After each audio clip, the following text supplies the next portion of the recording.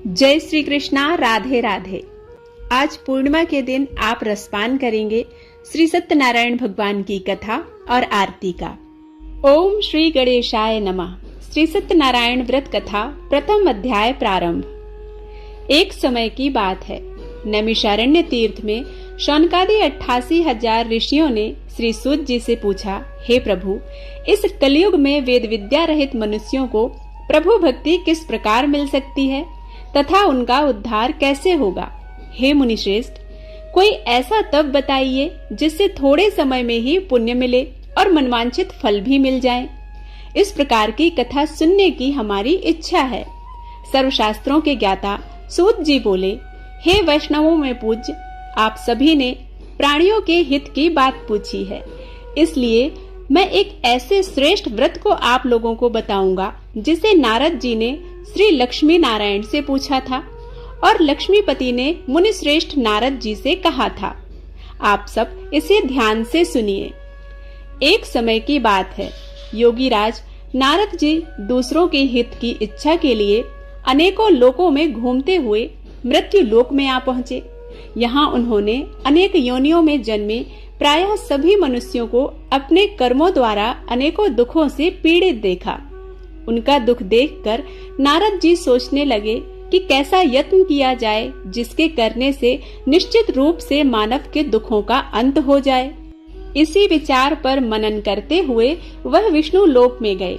वहाँ वह देवों के ईश नारायण की स्तुति करने लगे, जिनके हाथों में शंख चक्र गदा और पद्म थे, गले में वरमाला पहने हुए थे। स्तुति करते हुए नारद जी बोले, हे भगवान, आप अत्यंत शक्ति से संपन्न हैं। मन तथा वाणी भी आपको नहीं पा सकती है। आपका आदि अंत मध्य नहीं है। निर्गुण स्वरूप सृष्टि के कारण भक्तों के दुख को दूर करने वाले आपको मेरा नमस्कार है। नारद जी की स्तुति सुनकर विष्णु भगवान बोले, हे मुनिश्रेष्ठ, आपके मन में क्या बात है? आप किस काम के लिए पधारे हैं, उसे निसंकोच कहिए। इस पर नारद मुनि बोले कि मृत्यु लोक में अनेक योनियों में जन्मे मनुष्य अपने कर्मों के द्वारा अनेकों दुख से दुखी हो रहे हैं। हे नाथ, आप मुझ पर दया रखते हैं तो बताइए कि वो मनुष्य थोड़े प्रयास से ही अपने दुखों से कैसे छुटकारा पा सकते हैं। श्री हरि बोले, हे नारद, मनुष्यों की भलाई के लिए तुमने बहुत अच्छी बात पूछी है।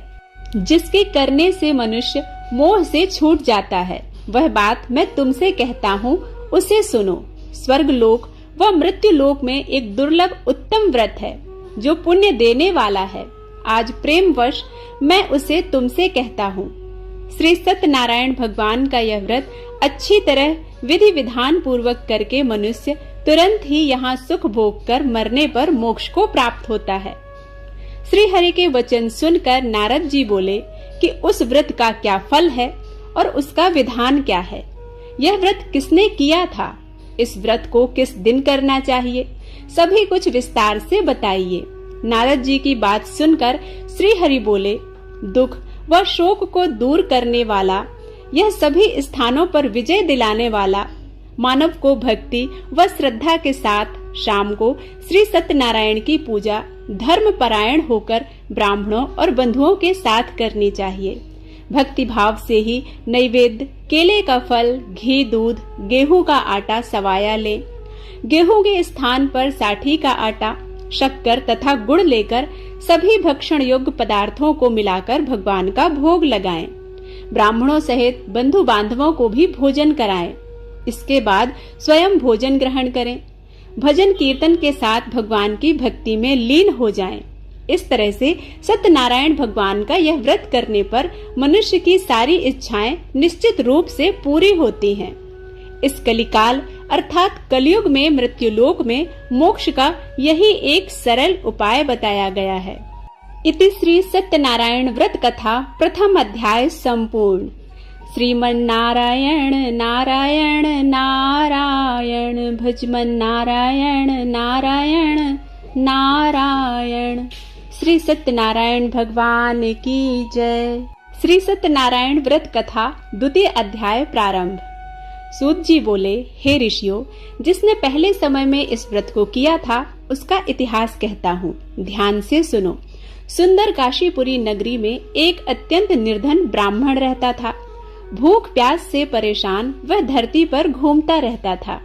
ब्राह्मणों से प्रेम करने वाले भगवान ने एक दिन ब्राह्मण का वेश धारण करके उसके पास जाकर उससे पूछा, हे विप्र, नित्य दुखी होकर तुम पृथ्वी पर क्यों घूमते हो?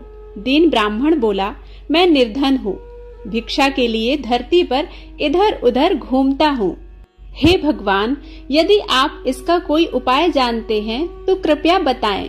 वृद्ध ब्राह्मण कहता है कि सत्यनारायण भगवान मनवांछित फल देने वाले हैं, इसलिए तुम उनका पूजन करो। इसे करने से मनुष्य सभी दुखों से मुक्त हो जाता है। वृद्ध ब्राह्मण बनकर आए सत्यनारायण भगवान उस निर्धन ब्राह्मण को व्रत का सारा विधान बताकर अंतर ध्यान हो गए। ब्राह्मण मन ही मन सोचने लगा कि जिस व्रत को वृद्ध ब्राह्मण करने को कह गया है, मैं उसे जरूर करूंगा। यह निश्चित करने के बाद उसे रात में नींद नहीं आई। वह सवेरे उठकर सत्यनारायण भगवान के व्रत का निश्चय कर भिक्षा के लिए चला गया।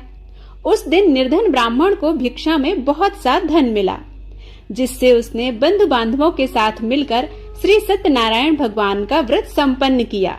भगवान सत्यनारायण का व्रत संपन्न करने के बाद वह निर्धन ब्राह्मण सभी दुखों से छूट गया और अनेक प्रकार की संपत्तियों से युक्त हो गया। उसी समय से यह ब्राह्मण हर माह इस व्रत को करने लगा। इस तरह से सत्यनारायण भगवान के व्रत को जो मनुष्य करेगा वह सभी प्रकार के पापों से छूटकर मोक्ष को प्राप्त होगा। जो मनुष्य इस व्रत को करेगा वह भी सभी दुखों से मुक्त हो जाएगा। सूत जी बोले कि इस तरह से नारद जी से नारायण जी ने कहा था। श्री सत्यनारायण व्रत को मैंने तुमसे कहा, हे विप्रो, मैं अब और क्या कहूँ? ऋषि बोले, हे मुनिवर, संसार में उस विप्र से सुनकर और किस किस ने इस व्रत को किया, हम सब इस बात को सुनना चाहते हैं। इसके लिए हमारे मन में श्रद्धा का भाव है। सूत जी बोले, हे मुनियों, जिस जिस ने इस व्रत को किया है वह सब सुनो। एक समय वही विप्र धन और ऐश्वर्य के अनुसार अपने बंधु बांधवों के साथ इस व्रत को करने को तैयार हुआ। उसी समय एक लकड़ी बेचने वाला बूढ़ा आदमी आया और लकड़ियां बाहर रखकर अंदर ब्राह्मण के घर में गया।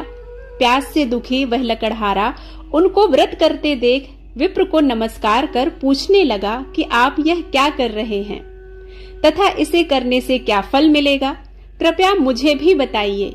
ब्राह्मण ने कहा कि सब मनोकामनाओं को पूरा करने वाला यह सत्यनारायण भगवान का व्रत है। इनकी कृपा से ही मेरे घर में धन धान्य आदि की वृद्धि हुई है। उस ब्राह्मण से सत्यनारायण व्रत के बारे में जानकर लकड़हारा बहुत प्रसन्न हुआ। चरणामृत लेकर वह प्रसाद खाने के बाद वह अपने घर चला गया।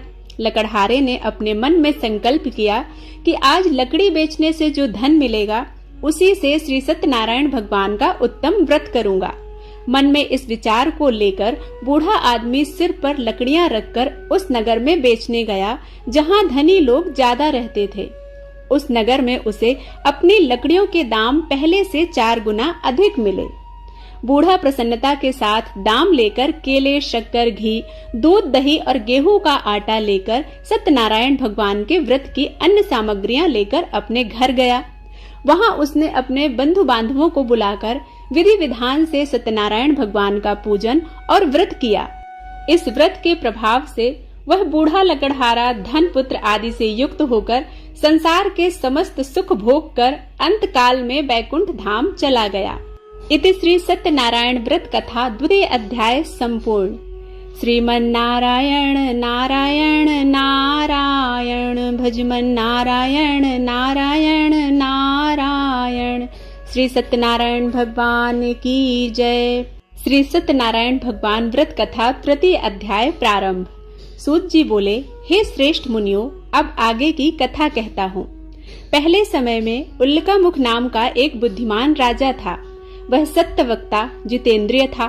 प्रतिदिन देव स्थानों पर जाता और ब्राह्मणों को धन देकर उनके कष्ट दूर करता था। उसकी पत्नी कमल के समान मुख वाली तथा सती साध्वी थी। भद्रशिला नदी के तट पर उन दोनों ने श्री सत्यनारायण भगवान का व्रत किया। उसी समय साधु नाम का एक वैश्य आया। उसके पास व्यापार के लिए बहुत सा धन भी था। राजा को व्रत करते देखकर वह विनय के साथ पूछने लगा, हे राजन, भक्ति भाव से पूर्ण होकर आप यह क्या कर रहे हैं? मैं सुनने की इच्छा रखता हूँ, तो आप मुझे बताइए। राजा बोले, हे साधु, अपने बंधु बांधवों के साथ पुत्रादि की प्राप्ति के लिए एक महाशक्तिमान श्री सत्यनारायण भगवान का व्रत व पूजन कर रहा हूँ। राजा के वचन सुनकर साधु आदर से बोला, हे राजन, मुझे इस व्रत का सारा विधान कहिए। आपके कथा अनुसार मैं भी इस व्रत को करूँगा। मेरी भी संतान नहीं है और इस व्रत को करने से निश्चित रूप से मुझे संतान की प्राप्ति होगी। राजा से व्रत का सारा विधान सुनकर व्यापार से निवृत्त हो वह अपने घर गया। साधु वैश्य ने अपनी पत्नी को संतान देने वाले इस व्रत का वर्णन कह सुनाया और कहा कि जब मेरी संतान होगी तब मैं इस व्रत को करूँगा। साधु ने इस तरह के वचन अपनी पत्नी लीलावती से कहे। एक दिन लीलावती पति के साथ आनंदित हो सांसारिक धर्म में प्रवृत्त होकर सत्यनारायण भगवान की कृपा से गर्भवती हो गई। 10वें महीने में उसके गर्भ से एक सुंदर कन्या ने जन्म लिया। दिनों दिन वह ऐसे बढ़ने लगी जैसे कि शुक्ल पक्ष का चंद्रमा बढ़ता है। माता पिता ने अपनी कन्या का नाम कलावती रखा। एक दिन लीलावती ने मीठे शब्दों में अपने पति को याद दिलाया कि आपने सत्यनारायण भगवान के जिस व्रत को करने का संकल्प किया था उसे करने का समय आ गया है। आप इस व्रत को करिए। साधु बोला कि हे प्रिय, इस व्रत को मैं उसके विवाह पर करूंगा। इस प्रकार पत्नी को आश्वासन देकर वह नगर को चला गया। कलावती पिता के घर में बड़ी हो रही थी। साधु ने एक बार नगर में अपनी कन्या को सखियों के साथ देखा तो तुरंत ही दूत को बुलाया और कहा कि मेरी कन्या के योग्य वर देखकर आओ। साधु की बात सुनकर दूत कंचन नगर में पहुंचा और वहां देखभाल कर लड़की के सुयोग्य वणिक पुत्र को लेकर आया।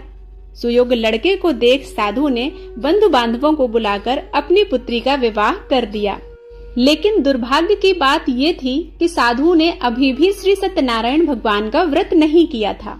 इस पर श्री सत्यनारायण भगवान क्रोधित हो गए और श्राप दिया कि साधु को अत्यधिक दुख मिले। अपने कार्य में कुशल साधु बनिया जमाई को लेकर समुद्र के पास स्थित होकर रत्नसारपुर नगर में गया। वहां जाकर दामाद ससुर दोनों ने मिलकर चंद्रकेतु राजा के नगर में व्यापार किया। एक दिन भगवान सत्यनारायण की माया से एक चोर राजा का धन चुराकर भाग रहा था। उसने राजा के सिपाहियों को अपना पीछा करते देख चुराया हुआ धन वहां रख दिया जहां साधु अपने जमाई के साथ ठहरा हुआ था। राजा के सिपाहियों ने साधु वैश्य के पास राजा का धन पड़ा देखा तो वह ससुर जमाई दोनों को बांधकर प्रसन्नता के साथ राजा के पास ले गए और कहा कि उन दोनों चोरों को हम पकड़ लाए हैं। अब आप आगे की कार्यवाही की आज्ञा दीजिए। राजा की आज्ञा से उन दोनों को कठिन कारावास में डाल दिया गया और उनका सारा धन भी उनसे छीन लिया गया। श्री सत्यनारायण भगवान के श्राप के कारण साधु की पत्नी भी बहुत दुखी हुई। घर में जो धन रखा था उसे चोर चुरा कर ले गए। शारीरिक तथा मानसिक पीड़ा व भूख प्यास से अति दुखी हो अन्न की चिंता में कलावती एक ब्राह्मण के घर गई। वहां उसने श्री सत्यनारायण भगवान का व्रत होते देखा, फिर कथा भी सुनी। वह प्रसाद ग्रहण कर रात में घर वापस लौटी। तब माता ने कलावती से पूछा कि हे पुत्री, अब तक तुम कहाँ थीं? तुम्हारे मन में क्या चल रहा है? कलावती ने अपनी माता से कहा, हे माता, मैंने एक ब्राह्मण के घर में श्री सत्यनारायण भगवान का व्रत देखा है। कन्या के वचन सुनकर लीलावती भगवान के पूजन की तैयारी करने लगी। लीलावती ने परिवार व बंधुओं सहित सत्यनारायण भगवान का पूजन किया और उनसे वर मांगा कि मेरे पति तथा जमाई शीघ्र घर वापस आ जाएं। साथ ही यह भी प्रार्थना की कि हम सब पर आप अपनी कृपा बनाएं और हमारे अपराधों को क्षमा करें। श्री सत्यनारायण भगवान इस व्रत से संतुष्ट हो गए और राजा चंद्रकेतु को सपने में दर्शन देकर कहा, हे राजन, तुम उन दोनों वैश्यों को छोड़ दो और तुमने उनका जो धन लिया है उसे वापस कर दो। अगर ऐसा नहीं किया तो मैं तुम्हारा धन, राज्य व संतान सभी नष्ट कर दूंगा। राजा को यह सब कहकर वह अंतर्ध्यान हो गए। प्रातः काल सभा में राजा ने अपना सपना सुनाया। फिर बोले कि वणिक पुत्रों को कैद से मुक्त कर सभा में लाओ। दोनों ने आते ही राजा को प्रणाम किया। राजा मीठी वाणी में बोला, हे महानुभावों, भाग्यवश ऐसा कठिन दुख तुम्हें प्राप्त हुआ है, लेकिन अब तुम्हें कोई भय नहीं है। ऐसा कह राजा ने उन दोनों को नए वस्त्राभूषण भी पहनाए और जितना धन उनका लिया था उससे दुगना धन वापस कर दिया। दोनों वैश्य अपने घर को चल दिए। इति श्री सत्यनारायण व्रत कथा तृतीय अध्याय संपूर्ण। श्रीमन नारायण नारायण नारायण भजमन नारायण नारायण नारायण। श्री सत्यनारायण भगवान की जय। श्री सत्यनारायण व्रत कथा चतुर्थ अध्याय प्रारंभ। सूत जी बोले, वैश्य ने मंगलाचार कर अपनी यात्रा आरंभ की और अपने नगर की ओर चल दिए। उनके थोड़ी दूर जाने पर एक दंडी वेशधारी श्री सत्यनारायण ने उनसे पूछा, हे साधु, तेरी नाव में क्या है? अभिमानी वणिक हंसता हुआ बोला, हे दंडी, आप क्यों पूछते हो? क्या धन लेने की इच्छा है? मेरी नाव में तो बेल व पत्ते भरे हुए हैं।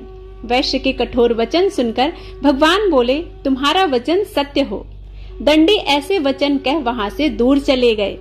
कुछ दूर जाकर समुद्र के किनारे बैठ गए। दंडी के जाने के बाद साधु वैश्य ने नित्य क्रिया के पश्चात नाव को ऊंची उठते देखकर अचंभा माना और नाव में बेल पत्ते आदि देखकर वह मूर्छित होकर जमीन पर गिर पड़ा। मूर्छा खुलने पर वह अत्यंत शोक में डूब गया। तब उसका दामाद बोला कि आप शोक न मनाएं, यह दंडी का श्राप है, इसलिए हमें उनकी शरण में जाना चाहिए, तभी हमारी मनोकामनाएं पूरी होंगी। दामाद की बात सुनकर वह दंडी के पास पहुंचा और अत्यधिक भक्ति भाव नमस्कार करके बोला, मैंने आपसे जो जो असत्य वचन कहे थे उनके लिए मुझे क्षमा दें। ऐसा कहकर महान शोकातुर होकर रोने लगा। तब दंडी भगवान बोले, हे वणिक पुत्र, मेरी आज्ञा से बार बार तुम्हें दुख प्राप्त हुआ है, तू मेरी पूजा से विमुख है। साधु बोला, हे भगवान, आपकी माया से ब्रह्मा आदि देवता भी आपके रूप को नहीं जानते, तब मैं अज्ञानी कैसे जान सकता हूँ? आप प्रसन्न होइए, अब मैं सामर्थ्य के अनुसार आपकी पूजा करूंगा। मेरी रक्षा करो और पहले के समान धन नौका में भर दो। साधु वैश्य के भक्ति पूर्वक वचन सुनकर भगवान प्रसन्न हो गए और उसकी इच्छा अनुसार वरदान देकर अंतर्ध्यान हो गए। ससुर जमाई जब नाव पर आए तो नाव धन से भरी हुई थी। फिर वहीं अपने अन्य साथियों के साथ सत्यनारायण भगवान का पूजन कर अपने नगर को चल दिए। जब नगर के नजदीक पहुँचे तो दूत को घर पर खबर करने के लिए भेज दिया। दूत साधु की पत्नी को प्रणाम कर कहता है कि मालकिन आपके दामाद सहित नगर के निकट आ गए हैं मालिक। दूत की बात सुनकर साधु की पत्नी लीलावती ने बड़े हर्ष के साथ सत्यनारायण भगवान का पूजन कर अपनी पुत्री कलावती से कहा कि मैं अपने पति के दर्शन को जाती हूँ, तू कार्य पूर्ण कर शीघ्र आ जाना। माता के ऐसे वचन सुनकर कलावती जल्दी से प्रसाद छोड़ अपने पति के पास चली गई। प्रसाद की अवज्ञा के कारण श्री सत्यनारायण भगवान रुष्ट हो गए और नाव सहित उसके पति को पानी में डुबो दिया। कलावती अपने पति को वहां न पाकर रोती हुई जमीन पर गिर गई। नौका को डूबा हुआ देखकर और अपनी कन्या को रोता हुआ देखकर साधु दुखी होकर बोला कि हे प्रभु, मुझसे तथा मेरे परिवार से जो भूल हुई है उसे क्षमा करें। साधु के दीन वचन सुनकर श्री सत्यनारायण भगवान प्रसन्न हो गए और आकाशवाणी हुई, हे साधु, तेरी कन्या मेरे प्रसाद को छोड़कर आई है, इसलिए उसका पति अदृश्य हो गया है। यदि वह घर जाकर प्रसाद खाकर लौटती है तो इसे इसका पति अवश्य मिलेगा। ऐसी आकाशवाणी सुनकर कलावती घर पहुंचकर प्रसाद खाती है और फिर आकर अपने पति के दर्शन करती है। उसके बाद साधु अपने बंधु बांधवों सहित श्री सत्यनारायण भगवान का विधि विधान से पूजन करता है। इस लोक का सुख भोग कर वह अंत में स्वर्ग जाता है। इति श्री सत्यनारायण व्रत कथा चतुर्थ अध्याय संपूर्ण। श्रीमन नारायण नारायण नारायण भजमन नारायण नारायण नारायण। श्री सत्यनारायण भगवान की जय। श्री सत्यनारायण व्रत कथा पंचम अध्याय प्रारंभ। सूत जी बोले, हे ऋषियों, मैं और भी एक कथा सुनाता हूँ, उसे भी ध्यान पूर्वक सुनो। प्रजा पालन में लीन तुंगध्वज नाम के एक राजा थे। उन्होंने भी भगवान का प्रसाद त्याग कर बहुत ही दुख सहा। एक बार वन में जाकर वन्य पशुओं को मारकर वह बड़ के पेड़ के नीचे बैठे थे। वहां उन्होंने ग्वालों को भक्तिभाव से अपने बंधु बांधवों सहित सत्यनारायण भगवान का पूजन करते देखा, लेकिन अभिमानवश राजा ने उन्हें देखकर भी पूजा में शामिल होना उचित नहीं समझा और ना ही उसने भगवान को नमस्कार किया। ग्वालों ने राजा को प्रसाद दिया, लेकिन उसने वह प्रसाद नहीं खाया और प्रसाद को वहीं छोड़कर वह अपने नगर को चला गया। जब वह नगर में पहुंचा तो वहां सब कुछ तहस नहस हुआ पाया, तो वह शीघ्र ही समझ गया कि यह सब भगवान ने ही किया है। वह दोबारा ग्वालों के पास पहुंचा और विधि पूर्वक पूजा करके प्रसाद खाया, तो श्री सत्यनारायण भगवान की कृपा से सब कुछ पहले जैसा हो गया। दीर्घ काल तक सुख भोगने के बाद मरणोपरांत उसे स्वर्गलोक की प्राप्ति हुई। जो मनुष्य परम दुर्लभ इस व्रत को करेगा तो भगवान सत्यनारायण की अनुकंपा से उसे धन धान्य की प्राप्ति होगी। निर्धन धनी हो जाता है और भय मुक्त होकर जीवन जीता है। संतानहीन मनुष्य को संतान सुख मिलता है और सारे मनोरथ पूर्ण होने पर मानव अंत काल में बैकुंठ धाम को जाता है। सूत जी बोले, जिन्होंने पहले इस व्रत को किया, अब उनके दूसरे जन्म की कथा कहता हूँ। वृद्ध शतानंद ब्राह्मण ने सुदामा का जन्म लेकर मोक्ष की प्राप्ति की। लकड़हारे ने अगले जन्म में निषाद बनकर मोक्ष प्राप्त किया। उल्का मुख नाम का राजा दशरथ होकर बैकुंठ को गए। साधु नाम के वैश्य ने मोरध्वज बनकर अपने पुत्र को आरे से चीरकर मोक्ष पाया। महाराज तुंगध्वज ने स्वयंभू होकर भगवान में भक्ति युक्त हो कर्म कर मोक्ष प्राप्त किया। इति श्री सत्यनारायण व्रत कथा पंचम अध्याय संपूर्ण। श्रीमन्नारायण नारायण नारायण, श्रीमन्नारायण नारायण नारायण। श्री सत्यनारायण भगवान की जय। ओम जय लक्ष्मी रमणा स्वामी, जय लक्ष्मी रमणा। सत्यनारायण स्वामी जनपातक हरणा। ओम जय लक्ष्मी रमणा। रत्न जड़ित सिंहासन अद्भुत छवि राजे, नारद करत निरांजन घंटा ध्वनि बाजे। ओम जय लक्ष्मी रमणा। प्रकट भये कलि कारण, द्विज को दर्श दियो। बूढ़ा ब्राह्मण बनकर कंचन महल कियो। ओम जय लक्ष्मी रमणा। दुर्बल भील कठारो, जिन पर कृपा करी। चंद्रचूड़ एक राजा, तिनकी विपत्ति हरी। ओम जय लक्ष्मी रमणा। वैश्य मनोरथ पायो, श्रद्धा तज दीन्ही। सो फल भोग्यो प्रभु जी, फिर स्तुति कीनी। ओम जय लक्ष्मी रमणा। भाव भक्ति के कारण छिन छिन रूप धरो। श्रद्धा धारण कीन्ही, तिनको काज सरो। ओम जय लक्ष्मी रमणा। ग्वाल बाल संग राजा, वन में भक्ति करी। मन वांछित फल दीन्हो, दीन दयाल हरि। ओम जय लक्ष्मी रमणा। चढ़त प्रसाद सवायो, कदली फल मेवा।